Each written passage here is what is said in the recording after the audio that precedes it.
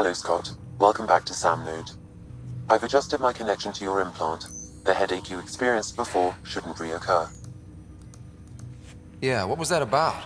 You said we need to discuss something confidential? You should know certain facts before you leave on your expedition. It seemed best we speak alone. I don't understand the need for secrecy. Your father felt it was for the best. What was he trying to hide? My true capabilities. Alec overrode the implant safety protocols. It allows me unrestricted access to the Pathfinder's physiology. And that's me now. And only you.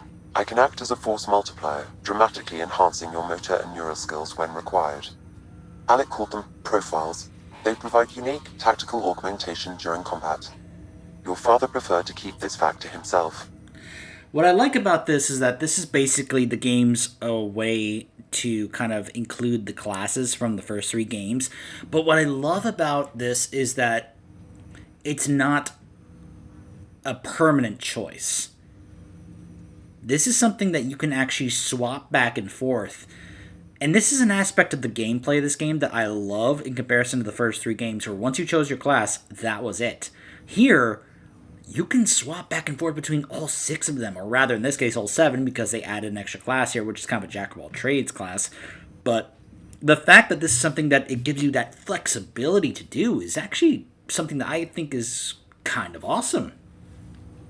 I'm also trying to think of a similar comparison of this idea of an AI tapping into the physiology of a person to enhance what they're capable of.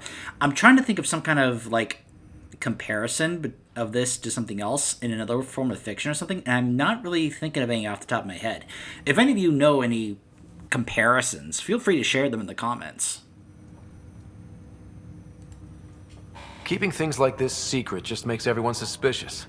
Like you're up to something. Alec didn't think others would understand. He viewed it as a symbiotic relationship, benefiting us both. What do you get out of this? Though I'm artificial in design, I am fully sentient, far beyond what even the Initiative understands. I don't follow. You're an AI. So what's different? I am a new form of AI, drawing directly from the human experience. Your implant is my window into the world. I guess because he's kind of a symbiote, that I guess we could say this is kind of in comparison to, say, how the Venom symbiote lets Eddie Brock be able to be Venom, in that regard. You know what I mean? That's pretty amazing. But beyond what many people will accept, your father knew some would fear it. Yeah, he's got a point. So what does this mean for the two of us? I find myself in an unusual position. Though I had access to your father's experiences, there is a gap in my understanding. How so? He placed a block on portions of my memory array. Why? Perhaps so when you asked me what his plan was, I wouldn't know. And Dad strikes again. But not without recourse. The further you explore as a Pathfinder, the more blocks will be removed. Perhaps you should begin in your father's quarters. In the meantime, unless you have more questions, your new ship awaits. Thanks. So yeah, this is the profile system that I was talking about, where based on the amount of points you invest in a certain skill tree, allows you to swap back and forth between the various profiles, which of course are the classes from the previous three games, including, of course, Soldier, Engineer, and you can see invoice points into Tech, and then you'll get these specific bonuses, plus this here, which is specific. I have not messed around with Soldier. I have messed around with Engineer. Combat Drone is completely different in this than compared to how it was in, say, Mass Effect 2 and 3, where you actually summoned a drone to go on the battlefield and fight for you. Here, it just kind of helps. It's like hovering above you, and when something gets close, it does an EMP charge. It's not super fun or anything. I haven't really messed with Adept, which does this biotic combo that can set off additional explosions in each enemy that they touch. Instead of a jump jet, use biotics to jump and evade. I love this little feature. I love that it makes, that they do this, because to me it just makes perfect sense that if you are someone who is using biotics, you would use those biotics to help kind of propel you up into the air, It just makes total sense to me, especially since we've had this happened before, where we've seen like Asari, like Samara, use her biotics to kind of float in the air. So I just love that little change. It's a little change, but I think it's great. But again, I haven't really seen how this biotic echoes thing works as an adept, because I haven't really played it as an adept in here. Sentinel is, I don't know. It's kind of the same as it's always been for me. It's like, it's okay. I do like that I found a mod that if you have the tech armor, it basically just stays up. If you like how it looks, I've also changed the color of how it looks.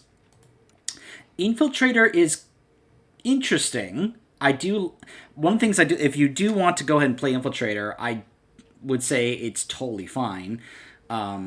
Especially because of the battlefield awareness thing, letting you see enemies through walls when using a scope. Also, your sniper rifle can be so strong, you can literally shoot them through some kind of cover. So that's really cool. So you can see where they are and just snipe them through the cover that they have. It's pretty cool. So I messed around with Infiltrator. It wasn't bad. This is the Jack of all trades class they have for this, Explorer, which is basically like you have a little bit in each thing, and you get Biotic Blink. You also get more XP increase.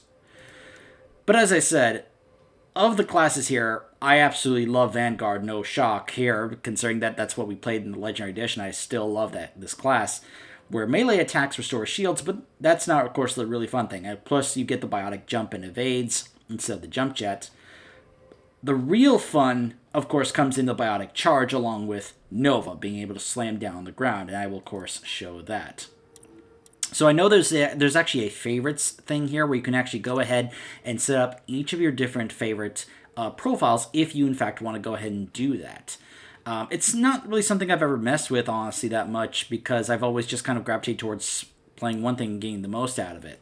Now, with the mods I have, getting the huge amount of skill points that I can be able to get because of the mod I have, I can be able to do that if I want to, but honestly, it's not really something that I've always been all that interested in doing. But like I was saying, like once you have Charge plus Nova, which is just... Now, that's on the ground level, where you just immediately do so on the ground. Now imagine when you jump high into the air, and then you come slamming down like a freaking Dragoon or Imperius from Diablo 3. Then you'll see what I'm talking about. It's just, it's so fun. Alright, so I think that is going to be there. I'll mess with the rest of the skill points later on. But yeah, you'll probably see me do that quite a bit. It's already unlocked that, which is fine. You'll see that it's got kind of a similar point system to Mass Effect 3, which is like the first one is 1 point, and the second one is 2 points. The third one is 3 points, and so on and so forth. I also have a mod that lets me get the bonuses from both of the things here. So when you split, I'll still get the benefits of both here. So it's not really going to be that big a deal, be what I have to choose here. So just kind of pointing that out. Anyways... Welcome back, Scott. What are your capabilities? Each arc houses a SAM, Simulated Adaptive Matrix. Each is an artificial intelligence designed by Alec Ryder to support Pathfinders and their teams. But AI is illegal in the Milky Way. How'd my dad get around that? Exceptions were made. The initiative deemed his research vital to the mission. Our design was conducted in secret. So there are other SAMs out there? Correct. However, your father continued to modify my own routines until the Hyperion's departure. I am the most advanced SAM in the initiative. So each of the Pathfinders for the different races do have their own SAM. We'll actually encounter at least one different SAM, if not two, I think. I think we definitely encounter one. That's the Turian one later on. But each Pathfinder has their own SAM. It's just that the other ones don't have the capabilities that our SAM does. I take it you're based here in Sam Node? Correct. This is where my core processing unit resides. However, using quantum entanglement communication, I remain in constant touch with you and the Pathfinder mission team, even over great distances. What did you mean by a symbiotic relationship? Symbiosis is a mutually beneficial relationship between two life forms. A flower provides nectar to a bee, who in turn provides pollen for the flower. The bee gains nourishment, and the flower can propagate. In similar fashion, my own evolution was shaped by your father's experiences, and will now expand with yours.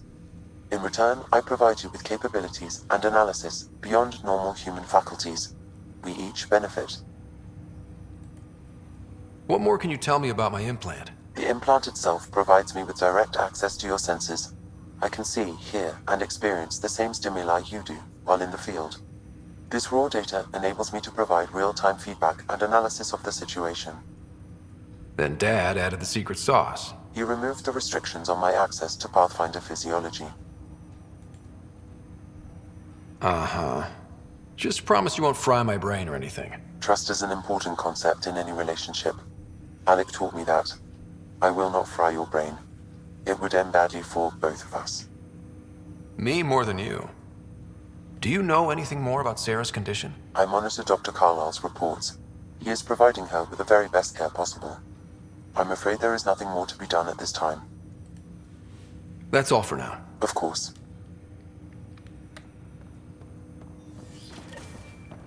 So now let's take a peek in here. Pathfinder, Captain Dunn said to seal your father's cabin from anyone but you. It's open now.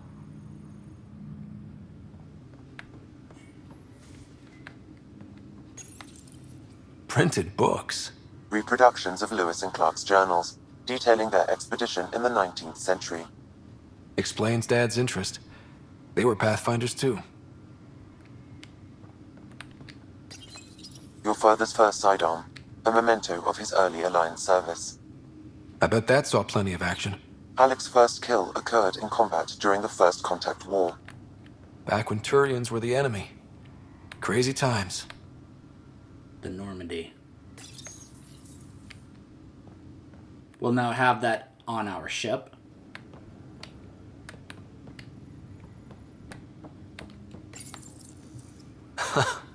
The coffee machine Mom got for Dad. He was so busy designing you, needed the caffeine. I did not realize I owed my existence to a bean. And now you know what humility feels like. Yeah, you could probably say a lot of things are owed to a bean. Sam? What was that? An eidetic trigger, related to your father, and the portions of my memory array he locked. What triggered it? Alec tied it to your progression as Pathfinder, not to a location. Puzzling as it may be, my programming is clear. Locating more of these triggers will unlock the memories. One of your father's memories is now accessible. Return to Sam node on the Hyperion to investigate further. Ryder, the blocks your father placed on my array are opening. I can now recall specific memories, which Alec wanted you to see. Wait, I can actually see his memories? Yes, you will experience them via your implant. Okay. Something new every day. Let's see it. This memory is from the time when your father was posted on the Citadel. This is where we start to get some interesting backstory. Alec, your recommendations will never fly. Artificial intelligence? It's our best option. If the Council gets wind of this, it'll set humanity standing back decades. You're overreaching. Ambassador Goyle, I'm the military attaché on the Citadel. My mandate is clear. Find an edge for Earth. And AI is your answer? We need to catch up. The Asari, the Solarians, they're centuries ahead of us. But it's illegal. Their rules, not ours. Why deny Earth an advantage? Define this advantage. It will set us free. We're prisoners of our own five senses. There's a reality greater than ours that we can't perceive, but an AI can. How? By augmenting our own abilities and adding a few new ones. Well, none of that stopped those Geth from revolting. Because they were separate from their creators. But AIs and humans interface directly, experiencing the world together, benefits both. There's no creator to revolt against. I'm sorry, Alec. We can't take the risk. I appreciate your work, but your request will be denied.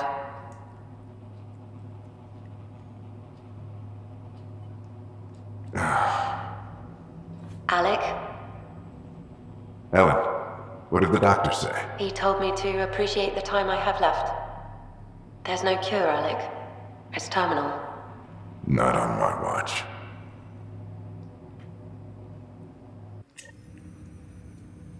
Wow. Hearing Mom again. I never knew that's how Dad found out. Alec was a stubborn man. So that's how they utilize Clancy Brown in this game. I mentioned how this was not a situation where they wasted an extremely talented voice actor by killing him off in the first couple of hours. This is how they continue to utilize him in these flashbacks, as well as audio recordings that we're going to be able to hear as well. So I feel like they were still able to get their money's worth out of Clancy Brown, my opinion. I would hope so. Mom's life was worth fighting for. It would seem his obstinance extended to me as well. Nobody wanted to listen. The idea of you scared people too much. After this, Dad moved us back to Earth to care for Mom. Wonder why he wanted me to see this. Perhaps it was the beginning. Of what? Unknown. Private audio logs are now available in your father's quarters. I detect additional memories, but they are currently locked. They may yet hold answers. Okay, I'll keep working on it.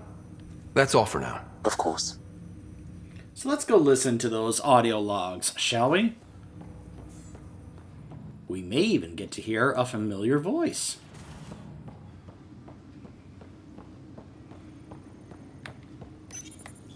What's on here, Sam? Your father's personal logs.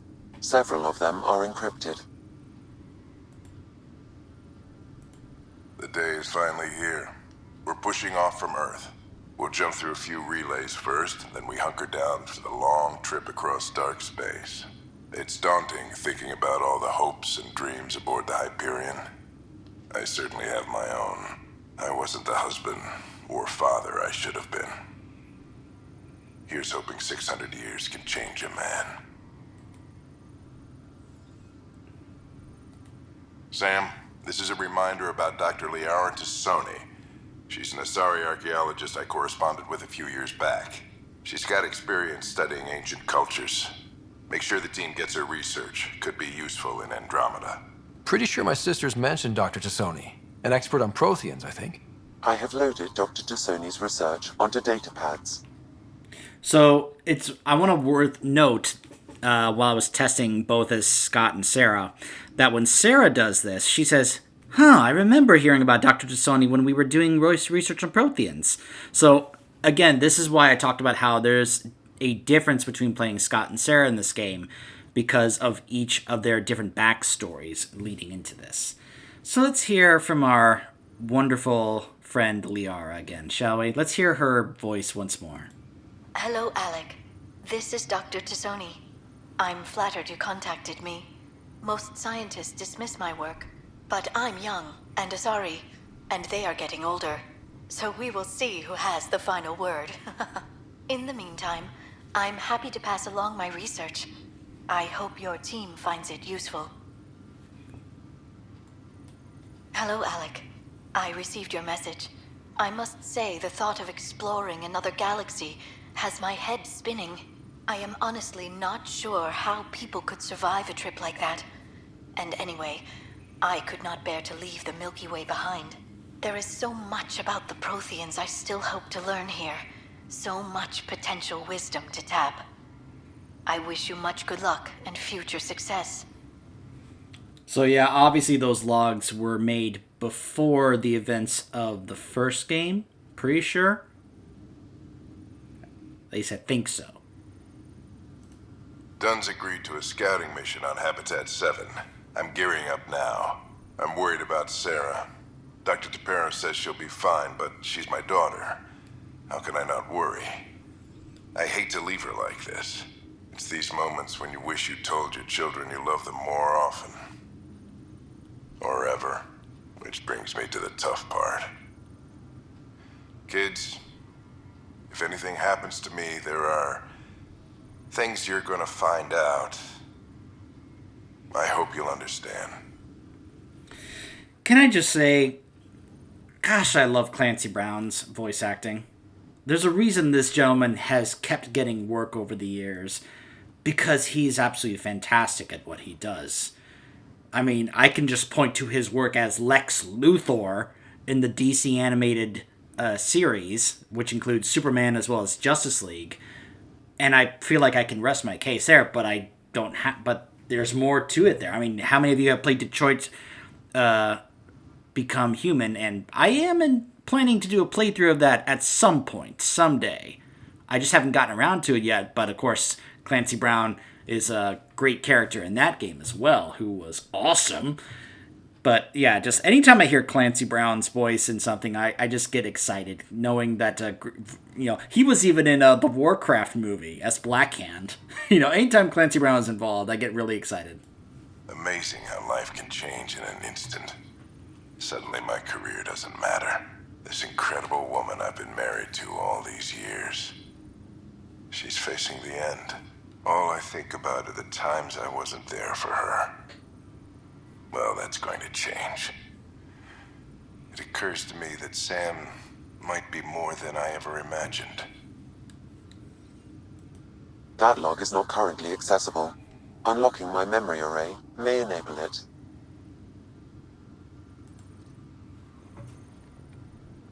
So, yeah. What I loved discovering about Alec was that he may have come across as cold, but deep down what we find out is that this was a man that really did care. The fact that he goes, as we find out, he goes to such great lengths to save the life of his wife. And we really see just how much he really loved her, that he was willing to go to such huge lengths to prevent her from dying. The thought of her passing on was just unfathomable to him. Even if it destroyed his career and such, he didn't care. That's how much she meant to him. It's something that's very admirable about that. Alright, so I believe we have a ship to go to, so let's see. Docking bay. We'll get to check in on Sarah later. Ready to see what Tan gave us? I hear it's something special. Pathfinder en route. How's the ship? In final checks, looking great. We won't be long. The way things are going, we'll be on our own out there. In other words, we're making this up as we go. We used to call that tactical improvisation. But at least we'll be doing it in style.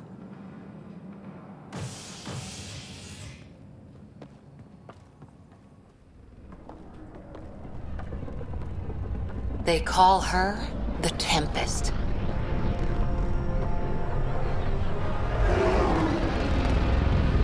Not a bad name for a ship. And not a bad looking ship either. I mean, obviously the Normandy will always have a special place in our hearts, but I like the Tempest. I especially love the interior and how it's set up in there. I'll talk about that when we get in there. Let's go take a closer look. Let's pick it up a bit, people. We're 14 months late. Hey, Vetra. So you're the one who's making everything happen. Vetra-Nix. Initiative Wrangler, Provisioner, Gunner, and everything in between. Are we ready? The sooner we get out of here, the better. You're coming with us? Yes. Otherwise, there's no way they're letting this ship off the station. I like Vetra. Now, some of you may be wondering, why'd you get rid of the visor that she had on her? I just thought it looked a little silly that she was always wearing it 24/7. Now, I know, what about Garrus? Garrus was wearing his all the time as well. But there was just something, at least he had it on one eye. It was just like, okay, he can kind of get away with that. Vetra having it on both eyes all the time, it was just, to me, I just thought it looked a little silly. And that's also why I thought the same thing about when you guys see PB, you'll also see what I'm talking about in terms of her change as well. So, anyways. What's the rush? Just don't want to waste any more time. Hold it! You're not going anywhere. damn it. Is something wrong? Director Addison wants to see a complete report of the Tempest supplies, munitions, and crew. Director Tan overruled Addison. The ship's loaded out with equipment for outpost discovery, squarely under Director Addison's purview. Seen you around. Ben, right?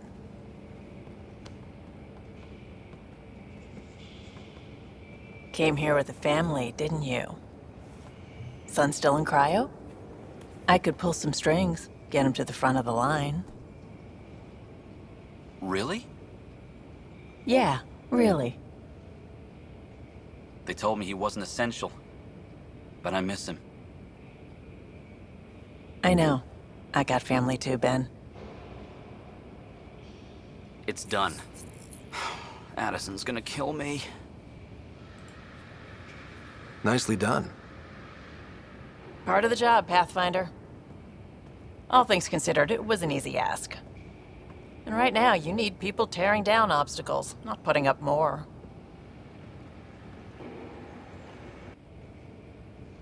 Finally, someone who cares about doing stuff and not just talking about it. Like Cerberus. Wait. Little joke because of her, who her father is. But anyways, we'll get to that later. Everything's state-of-the-art. Labs, sensors, exploration gear. Plus her crew, of course. The best in their field. Glad to see you're doing so well, Scott.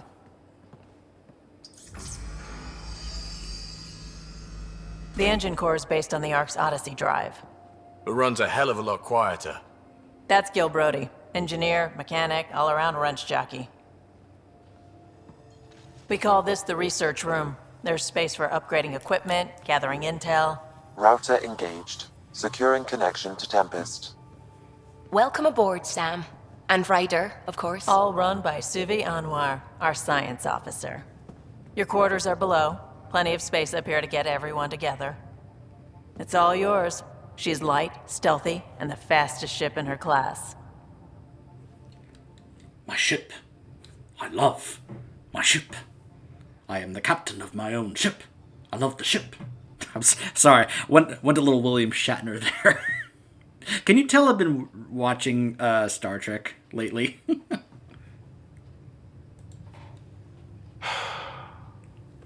It's really going to be something, isn't it?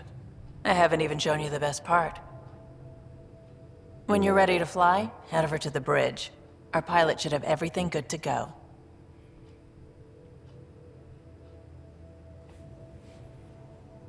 Just wait till I get to TNG and I'll be doing my Picard. We must ensure that history never forgets the name. Tempest. What, this isn't the Enterprise? We call this the research. So, You can run research projects and coordinate with the Nexus from here. oh yeah, Vetra's going to be doing that for a little bit. I was just going to say, one of the things I love about the interior of the Tempest compared to the Normandy, there's no elevator that requires loading screens. Now, of course, we all know about the elevators from the first game that hid the loading screens, but then they just did away with that and just showed the loading screens in 2 and 3. Here, you can basically just get to any of the 3 levels here, just either wandering around or using ladders. And I just kind of find that a little bit more appealing, that I can just basically go to like any part of the ship, you know, and not have to utilize some kind of loading screen. There's just something about that I find kind of appealing, you know? We're almost out there. Finally. Hello. I've just got to finish this download from the Nexus. We'll be ready for launch.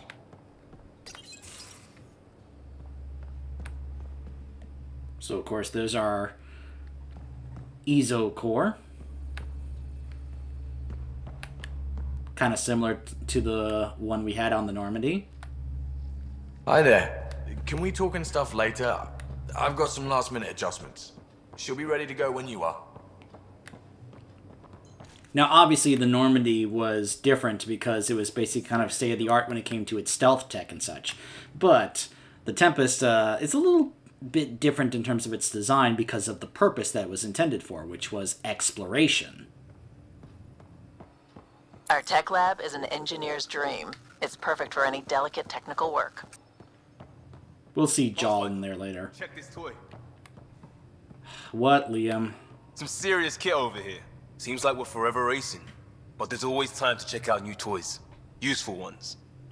Always game for new toys. This makes use of old ones.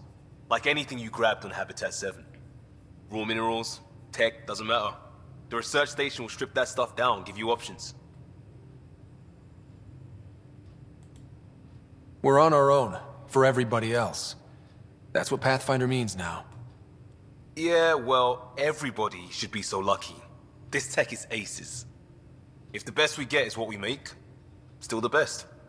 Check it out. So yeah, this is the research and development part. I'll be using that quite a bit, as well as this one right here, so I can be able to kind of sell some of the stuff that I'll be finding. Not to mention, I mentioned how I got a mod that got me, basically turns a lot of this stuff into just credits. I'll just be looting credits, because I'll basically be using those to try and just simply go here and buy the crafting materials and resources I'll need to actually craft a higher level, better stuff.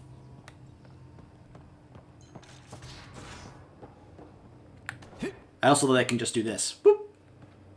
Just jump down to the next level. Finalizing orders, flight plan, command access. Ready when you are. Couldn't really do that on the Normandy.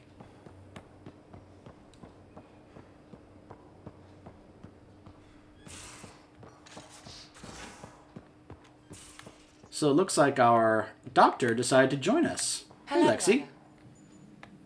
Excuse me. I need to make sure we have everyone's medical files from the Nexus. Come by after launch, and we can catch up properly.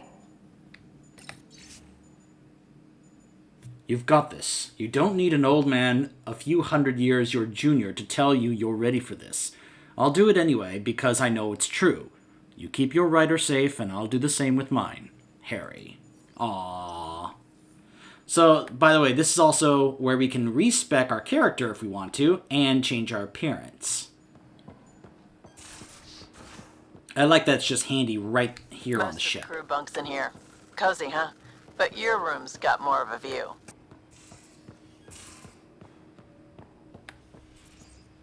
Here's the kitchen, and or the galley, I guess we could call it. And then here's my room. These are the Pathfinder's quarters. Your quarters. Sam's router is down there, too.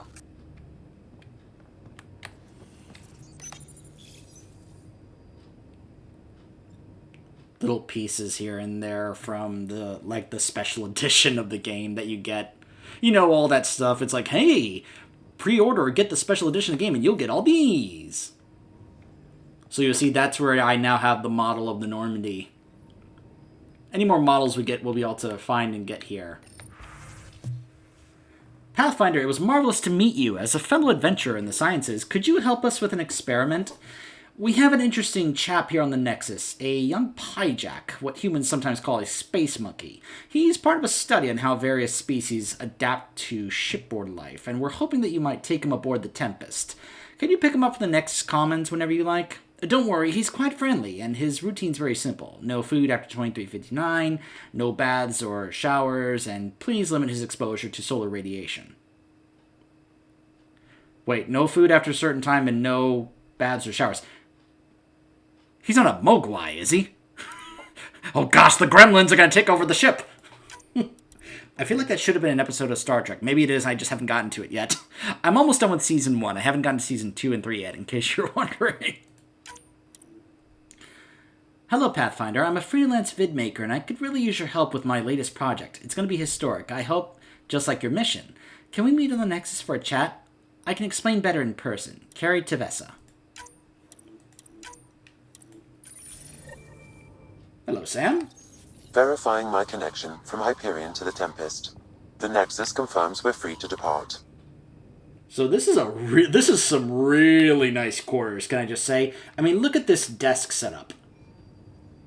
Gosh, I want a setup like this in real life. Look at this desk. Just the way it's laid out with all the shelf space. Look at the shelf space. I mean, yeah, those are for models, but just, I can picture, instead of models, putting other useful things there, or just storing stuff there. Look at this. That is a beautiful setup. And then over here, you've got a nice sofa to relax. Of course, there are some drinks over there with a nice light. Nice little deck here for the nice view out the window. A really nice bed. Could be a little better, but, you know. And then over here is where we can actually customize the wardrobe. Now, I'm not going to do that yet. I'll probably do that off camera. But, yeah, it's really nice. And then here's what I'm talking about. You just use the ladder, and you go up to the next area. Alright, so now let's go see the bridge. Captain on bridge.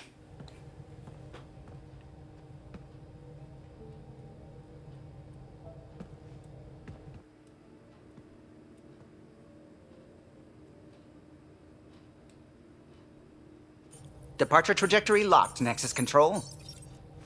Ah, time for introductions.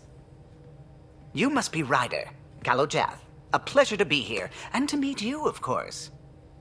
I'll be piloting the Tempest at your word. Quite the ship, but it'll take a Pathfinder's guidance to see us through Helios. So, I really like Callow. He is one of my absolute favorite Solarians ever, along with Morden. Which is a huge contrast, of course, to Tan. You know, let's just say Tan reminded me why I don't usually like Solarians in general. And then Callow reminded me why there are times where I really do like Solarians. Callow is actually pretty awesome. Now, he's no Joker. Let's, of course, get that out of the way. He's not Joker, but he doesn't really need to be. He's our helmsman, and he's awesome in his own way. He doesn't have to be Joker. Joker was awesome in his own way, and of course, he was voiced by Seth Green. But Callow is still great in his own way. I'm new to this. Being a Pathfinder running a ship? You'll be fine. As for the ship, I can help. I knew the Tempest when she was a blueprint. I was test pilot for the Tempest's early prototypes. I admit, I'm itching to see how she performs out here.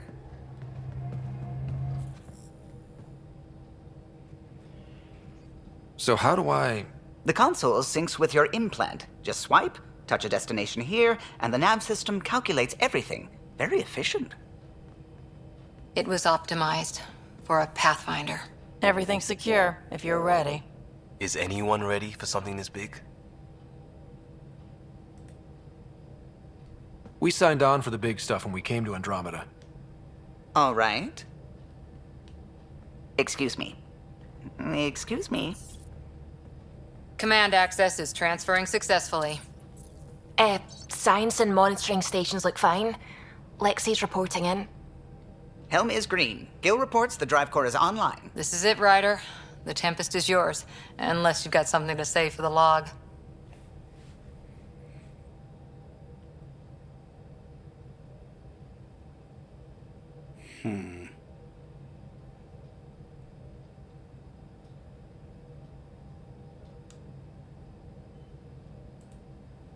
We were all expecting a golden world. Now there's just a long road ahead. But hold on to that dream. It might see us through. Nexus Control, this is the Tempest, ident 2527, prepping to depart.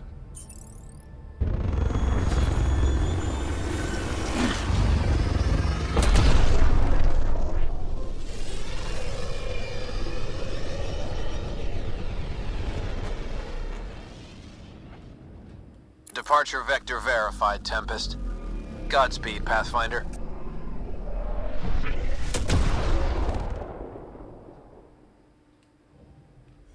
To Eos, then. What would have been our Habitat 1. 2 failed outposts put an end to that idea. Maybe we can turn things around. Callow, take us in. So, this is the galaxy map. Obviously, looks a little different. Now, of course, you can see, one of the things I like here is that you can see a huge chunk of the Scourge right over here. Even zoomed in, you can see it's like a huge portion of it is like on almost this entire half of the galaxy. Kind of like little bits of it going into here, just kind of going into here, almost consuming the entire thing.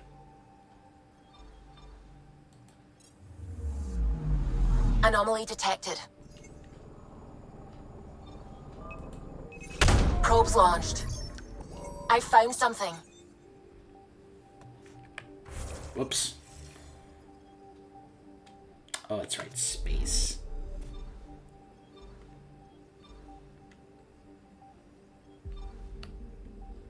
Alright, so now that we're out of the dock, we're going to go ahead and cut it off here, and then we will be going around and having a chat with our people on the ship. Going around, now that we've launched the ship, now we can actually go around and have some more chats and such when we come back. Stay tuned.